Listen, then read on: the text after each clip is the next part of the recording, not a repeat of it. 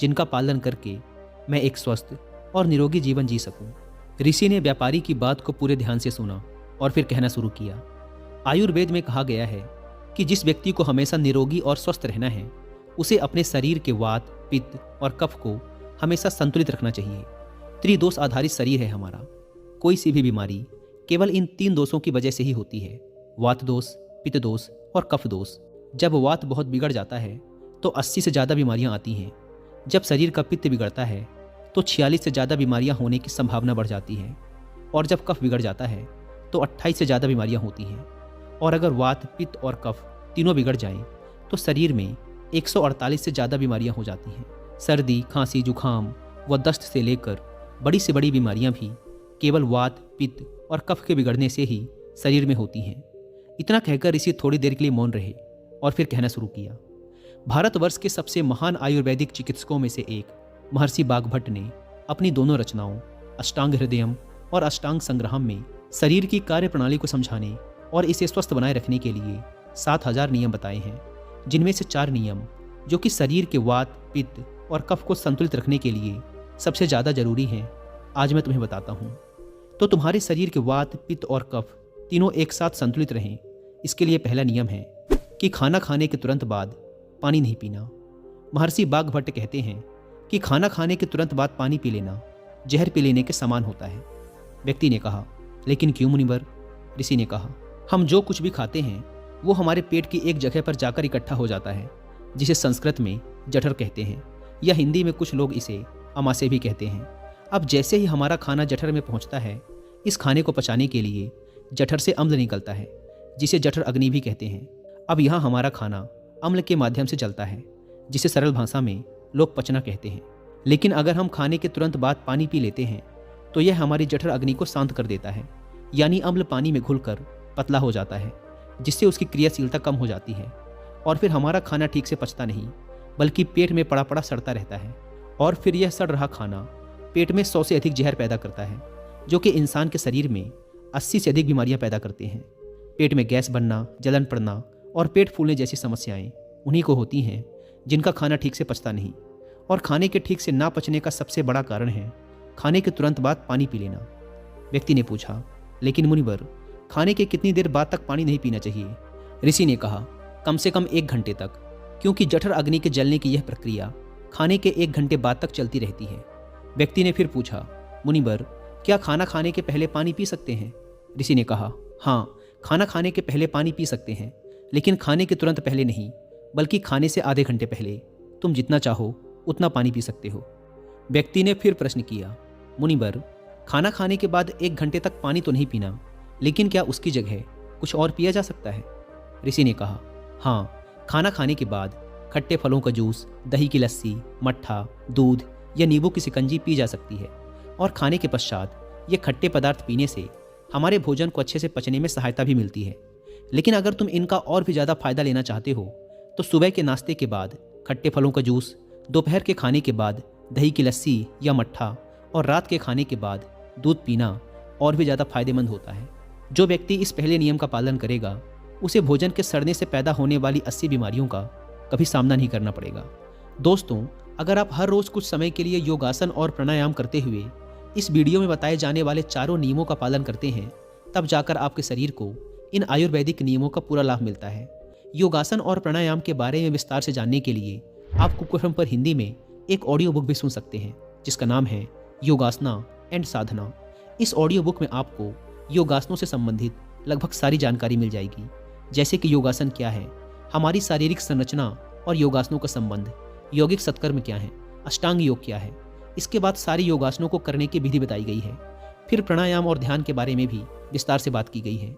Audio book के last में आपको हमारे शारीरिक रोगों के कारण और योग व प्राणायाम के माध्यम से उन रोगों का उपचार कैसे किया जा सकता है, इसके बारे में भी डिटेल से समझाया गया है। और अब आप कुक एफएम पर इन ऑडियो बुक्स को सुनते हुए इनके नोट्स भी बना सकते हैं। यहाँ ऐड नोट्स के ऑप्शन पर क्लिक करके आप हर एक चैप्टर की इंपॉर्टेंट बातों को लिख कर उन्हें सेव कर सकते हैं, जिससे आपको दोबारा ऑडियो बुक सुनने की जरूरत नहीं पड़ती और आप जब चाहें उस किताब के सबसे इंपॉर्टेंट लेसन को रिकॉल कर सकते हैं। कुक एफएम का ये स्पेशल फीचर मेरी बहुत हेल्प करता है बुक्स की सबसे इंपॉर्टेंट बातों को याद रखने में। और अभी फर्स्ट मंथ ऑफर भी चल रहा है। अगर आप WI50 कूपन कोड का यूज़ करके कुकू एफएम का प्रीमियम सब्सक्रिप्शन लेते हैं तो आपको इसके फर्स्ट मंथ के सब्सक्रिप्शन पर मिलेगा सीधा 50% का डिस्काउंट। यानी इसके 1 महीने का सब्सक्रिप्शन आपको पड़ेगा 99 रुपीज़ की बजाय सिर्फ 49 रुपीज़ का। लेकिन याद रहे, यह ऑफर सिर्फ फर्स्ट मंथ के लिए ही वैलिड है। ऐप को डाउनलोड करने की link description and first comment पर मिल जाएगी। ऋषि ने आगे कहा, वात, पित्त और कफ तीनों को एक साथ संतुलित रखने के लिए महर्षि बाघभट्ट द्वारा बताया गया दूसरा नियम है कि जब भी पानी पियो हमेशा घूंट घूंट भरकर पियो। व्यक्ति ने फिर प्रश्न किया, लेकिन ऐसा क्यों मुनिवर? ऋषि ने कहा, हमारे मुंह के अंदर जो लार होती है वो क्षारी होती है और हमारे पेट में अम्ल बनता है। जब हम घूंट घूंट भरकर पानी पीते हैं तो हर बार थोड़ी थोड़ी लार पानी में घुलकर हमारे पेट में जाती है और यह क्षारी लार पेट में उपस्थित अम्ल को निष्क्रिय कर देती है, जिससे हमारे पेट की अम्लता कम हो जाती है। पेट में जलन की समस्या समाप्त हो जाती है और जिसके पेट में अम्लता नहीं होगी उसके रक्त में भी अम्लता नहीं होती, और जिसके रक्त में अम्लता नहीं होती उसके शरीर का वात, पित्त और कफ तीनों संतुलित बने रहते हैं। और अगर संभव हो सके तो जब भी तुम पानी या कुछ भी पियो तो उसका हर एक घूंट अपने मुंह में रखकर जीभ के माध्यम से उसे कुछ देर के लिए अपने मुंह में घुमाओ और फिर उसके बाद उसे अंदर गुटको।